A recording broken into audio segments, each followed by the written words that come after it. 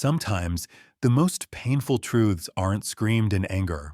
They're whispered with confidence. For me, it happened on a quiet Tuesday night. Her name is Kara. We'd been together for almost a decade, married for 5.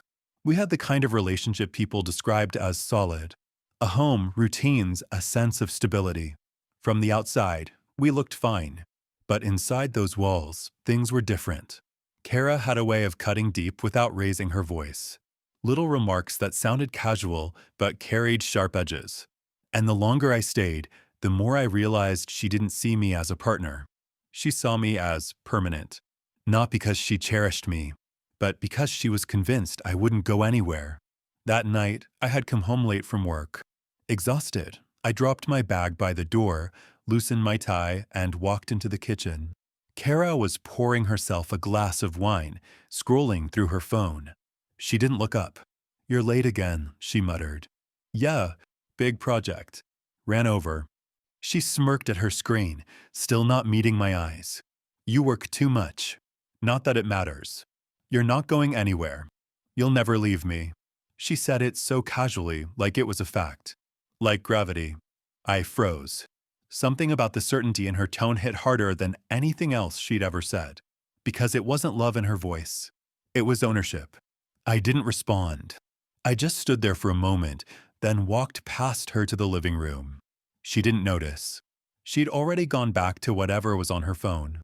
But in that moment, something shifted in me. It wasn't rage.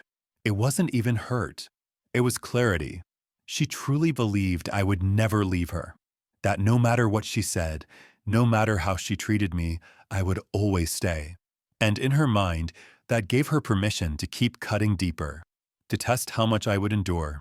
But here's the thing, when someone tells you what they believe about you, believe them, and then prove them wrong. That night, lying in bed beside her, I stared at the ceiling while she scrolled her phone until she fell asleep. I thought back to all the little remarks she'd made over the years. "You're lucky I put up with you. No one else would be as patient as I am. You wouldn't survive without me." At the time, I brushed them off, told myself she didn't mean them, that she was tired, stressed, joking. But after hearing her say "you'll never leave me," I realized something I hadn't before. She meant every word. And the only reason she felt safe saying them was because she was convinced I would never call her bluff. That's when I made my decision. I wouldn't argue. I wouldn't defend myself. I wouldn't try to prove her wrong with words. I'd prove her wrong with silence. But moves like that aren't made overnight. So I started planning. Quietly, carefully, patiently. And all the while, I let her keep believing her own words. Because the deeper her confidence grew, the harder it would shatter when the day finally came.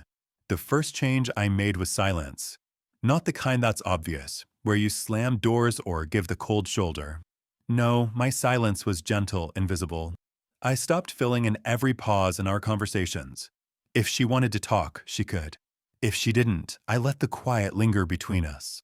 At first, she didn't notice. Then one night, she glanced at me over the rim of her wine glass and frowned. "You're quiet lately," she said. I smiled faintly. "Just tired." She shrugged, satisfied with that answer, and went back to scrolling her phone. And that was the moment I knew I could disappear in plain sight. Next came the little routines. I used to be the one who made sure the gas tank was always full, the groceries were stocked, the bills were paid before she even thought about them. I stopped. Not completely, just enough for her to notice small inconveniences. She'd climb into her car in the morning and curse when the gas light blinked. "Why didn't you fill it?" I'd shrug. "Didn't have time." She'd come home and realize we were out of milk. "Why didn't you tell me?" "Figured you'd notice." No fights. No raised voices. Just an absence where my effort used to be. And every time, she looked at me with confusion, like she couldn't quite reconcile the man she thought would never leave with the man who no longer cared enough to cushion her life. Meanwhile, I was building my exit piece by piece. I opened a separate bank account and began moving money into it. Small amounts she wouldn't detect at first, then larger as weeks went by. I created a backup email, got a P.O. box, even started keeping a second set of clothes in my car. I told her I had a new project at work, one that required late nights. She believed it easily because she'd stopped paying close attention to my life long ago. Those extra hours became my cover. While she thought I was in the office, I was moving my things into a small apartment across town. Piece by piece, I was vanishing from the life we shared. And she didn't see a thing. Kara, meanwhile, grew more relaxed. The less I questioned her, the more she assumed I was slipping back into old habits, the dependable man, the safe husband. She laughed more. She kissed me when she walked past. She even started making small efforts again, cooking dinner once in a while, suggesting we take a weekend trip. To her, these were signs of repair. To me, they were evidence of the exact opposite. Because love born out of fear isn't love, it's survival. And I wasn't interested in being someone's last line of defense. The real test came one Thursday night. She came home late, too late. Her hair smelled faintly of perfume that wasn't hers, her smile a little too forced. A younger version of me would have demanded answers. This version of me? I simply looked up from the book I was reading and said, "Long day." She hesitated. "Yeah, work stuff." I nodded, got it, and went back to reading. The silence unnerved her more than any accusation ever could. Over the next few weeks, her certainty returned. She grew bolder, more comfortable. She made little remarks again. "You're too soft to ever really leave," or even if you wanted to, you wouldn't know how to start over. Each time, I just smiled. Calm, quiet. And the more convinced she became that I'd never leave, the more I finalized the details of my exit. Because I knew something she didn't. The only thing more shocking than betrayal is betrayal delivered in silence. And soon, she would learn that firsthand. By early autumn, Kara was glowing again. She was affectionate, playful, even flirty like she hadn't been in years. She'd slide her hand into mine at restaurants, laugh too loudly at my jokes, post pictures of us on social media with captions like "my rock." Her friends noticed the change. "You two look great lately," they'd say. Kara would smile proudly, as if she had accomplished something. To her, it looked like victory. Like she had pulled me back in, proven her words right. To me, it was proof of how blind she'd become. Because every smile she gave me, every plan she made for the future, every time she kissed me goodnight, I already knew it was temporary. I had one foot out the door. By then, the apartment was fully stocked. I had clothes, toiletries, important papers, even a new coffee maker. My name was on the lease, the utilities were in my control. The only thing tying me to Kara anymore was presence. And even that was fading. She didn't notice that half of my wardrobe was gone, that drawers were emptier than before, that shelves had gaps where books used to be. Because when someone is convinced you'll never leave, they don't look for signs you're already gone.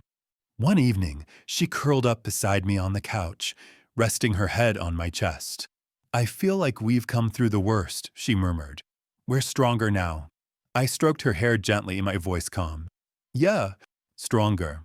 But inside, I was thinking, "No, Kara, you're just more convinced of the lie you tell yourself." She thought my quietness meant peace. She thought my calm meant contentment. She thought my silence meant forgiveness. But silence is never empty. Sometimes, silence is the loudest warning of all. I began writing my letter. It wasn't long, just a single page. Enough to say everything that needed to be said, without leaving room for excuses. "Kara, the night you told me I'd never leave you, I believed you. Not because you were right, but because in that moment, I realized you saw me as permanent, not out of love, but out of arrogance. You mistook my loyalty for weakness. You thought my silence meant acceptance. You thought safety meant permanence. But safety isn't guaranteed, and silence isn't consent. By the time you read this, I'll be gone. Don't try to find me. Don't try to call. The silence you once ignored is now the only answer left." I folded it neatly, sealed it, and slid it into my desk drawer. Waiting. The timing mattered. I didn't want to leave during an argument. I didn't want her to see it coming in a moment of tension. I wanted her to believe everything was fine, to feel secure, to laugh, to relax. So when the silence finally came, it wouldn't just surprise her, it would crush her. A week later, Kara suggested a weekend getaway. Just the two of us, a cabin by the lake. It'll be good for us, she said, her eyes hopeful. I agreed immediately. We spent the weekend hiking, grilling food, sipping wine by the fire. She was affectionate, playful, even romantic. One night, she whispered against my neck, "I knew you'd never leave me." I kissed her back, calm, steady. Never. And she believed it. She fell asleep in my arms that night, content, convinced, secure. But as I stared at the ceiling, listening to her breathe, I felt nothing, because I knew the truth. The weekend wasn't a renewal. It was a farewell. And by the time Kara realized it, I'd be nothing more than silence. The morning I left looked ordinary. That was the point. Kara was still asleep when I slipped out of bed. I made coffee, fried some eggs, set the table for her like I had 100 times before. When she wandered into the kitchen, hair messy, eyes half shut, she smiled. "You're sweet," she said softly, kissing my cheek. I smiled back. Calm. Steady. We ate together. She laughed about something she saw on her phone, then talked about maybe repainting the living room this fall. I nodded, chimed in here and there, gave her nothing but normalcy. Because nothing hides an ending better than routine. When she left for work, she kissed me quickly at the door. "Don't be late tonight, I'll make pasta." I kissed her back. Wouldn't miss it. But I knew I wouldn't be there. The second the door shut, I moved quickly. The duffel bag was already in the closet. My last box of essentials sat by the door. I walked through the house one final time. The bedroom where she once whispered that no one else would ever put up with me. The living room where she laughed at me for being too soft. The kitchen where she told me I'd never leave her. All of it was just a museum now, rooms filled with words I could never unhear. On the counter, I placed the envelope. My key sat on top of it. And without another sound, I walked out. By noon, the messages started. "Hey, want me to pick up anything for dinner?" Then, "Where are you?" Then, "You left your bag. What's going on?" I didn't reply. By evening, they shifted. "This isn't funny. Answer me." Then, "If you're trying to scare me, it's not working." Then, "You can't just walk out." "You won't." "You can't." But silence was my only response. The next morning, she must have found the letter. Because by nightfall, she was at my new apartment. Her fists pounded against the door.